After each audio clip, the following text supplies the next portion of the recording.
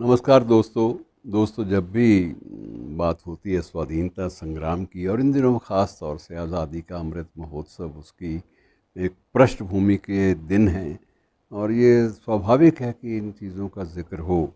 अमृत महोत्सव की बात चलती है तो उस वक्त भारत के प्रथम स्वाधीनता संग्राम की बात भी चलती है। और प्रथम जब स्वाधीनता संग्राम की बात चलती है तो उस समय मंगल पांडे का नाम शीर्षस्थ आ जाता है।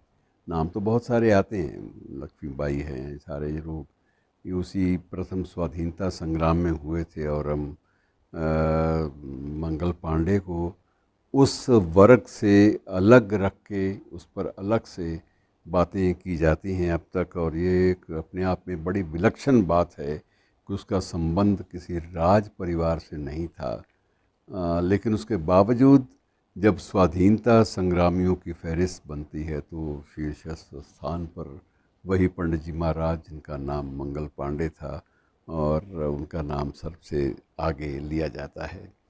और उसमें प्रथम स्वाधीनता संग्राम में उनकी भूमिका इसलिए विशेष रूप से मानी जाती है कि वह उनकी ज़िंदगी की शुरुआत 34वीं बंगाल इन्फेंट्री में एक सिपाही के रूप में हुई थी। लेकिन एक मामूली सिपाही के रूप में जो एंट्री हुई सेना में और उसके बाद अदम्य दुस्साहस का जो परिचय उस शख्स ने दिया और स्वाभिमान का, राष्ट्रीय स्वाभिमान का, वह अद्भुत था। और उस अदम्य साहस और स्वाभिमान के बूते पर मंगल पांडे ने तत्कालीन ब्रिटिश साम्राज्यवाद को एक चुनौती दे दी थी। और वो चुनौती जो थी उससे सारा साम्राज्य एक बार तो थरथरा कर रह गया था, कांपने लगा था कि अगर एक अदना सिपाही की ये जुर्रत कि वह सर उठा के स्वाभिमान के साथ हमारे सामने खड़ा हो जाए तो ये तो बात गलत है। और सबके मन में ये थी कि अब ऐसी ऐसी इतना बड़ा दंड इस शख्स को दिया जाना चाहिए ताकि भविष्य में कोई भी सैनिक जो ब्रिटिश सेना, ब्रिटिश भारतीय सेना का अंग है, कोई भी सैनिक मंगल पांडे जैसा बनने की चेष्टा भी ना करे, सोचे भी नहीं। लेकिन हुआ ये कि बाद में माओ ने अपने बच्चों के नाम मंगल पांडे रखना शुरू कर दिया। और कई स्थानों पर ऐसे उल्लेख भी मिलते हैं जहाँ वो ब्राह्मण परिवार से उन बच्चों का कोई संबंध नहीं था, लेकिन माँ ने रख दिया नाम मंगल पांडे, क्योंकि मंगल पांडे अपने आप में एक पहचान सिर्फ ब्राह्मणवाद की नहीं थी बल्कि वो एक स्वाधीनता सेनानी की पहचान थी। और उसको सम्मान अद्भुत मिला मित्रों। और उसके सम्मान में 1984 में एक डाक टिकट विशेष रूप से जारी किया गया। और उसका जो मुख्य भूमिका उसकी आरंभ होती है मित्रों, वो भी 1857 के बाद जारी होती है। और उसमें सबसे बड़ी बात ये थी कि एक चर्चा चली, ये गाय की चर्बी से मिले हुए कारतूसों को उस वक्त मुंह से काटना पड़ता है और मुंह से काटने के बाद ही उनका प्रयोग बंदूक में हो सकता है।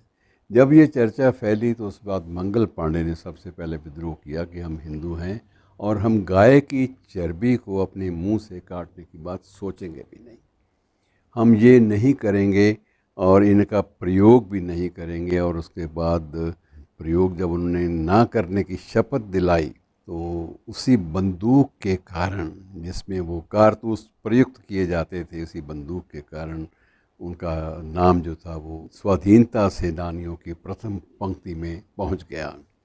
और सिर्फ 22 साल की उम्र में वो उनकी सेना में भर्ती हुई थी।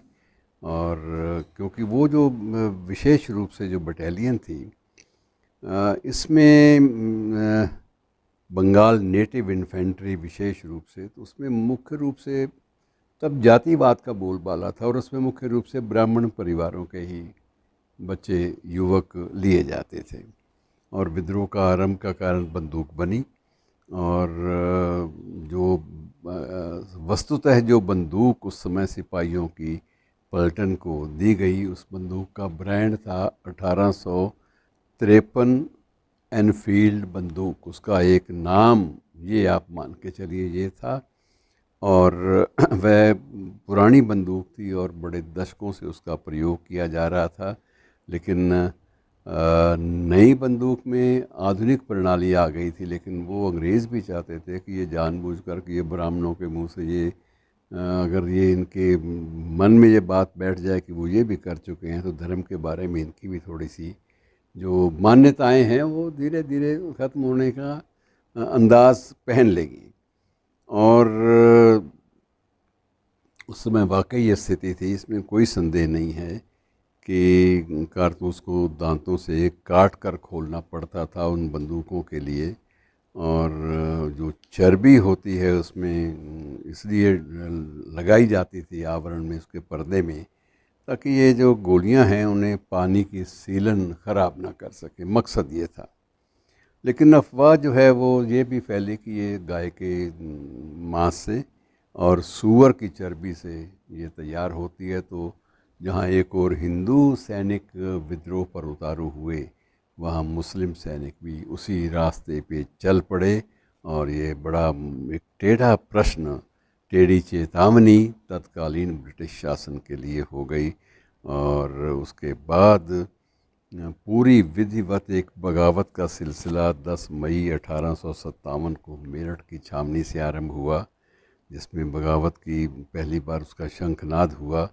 उससे पहले 8 अप्रैल को मंगल पांडे को फांसी दे दी गई थी। कोर्ट मार्शल हुआ बाकायदा उसका, कोर्ट मार्शल में उसको मृत्युदंड की सज़ा मिली। मकसद कोर्ट मार्शल करने वालों का यही था कि ऐसी सज़ा दो ताकि भविष्य में कोई इस तरह का प्रयास न कर सके। में जो कुछ हुआ उसकी प्रतिक्रिया थी। और मंगल पांडे को एक महानायक के रूप में, प्रथम स्वाधीनता संग्राम के महानायक के रूप में आज भी बड़ी श्रद्धा के साथ याद किया जाता है।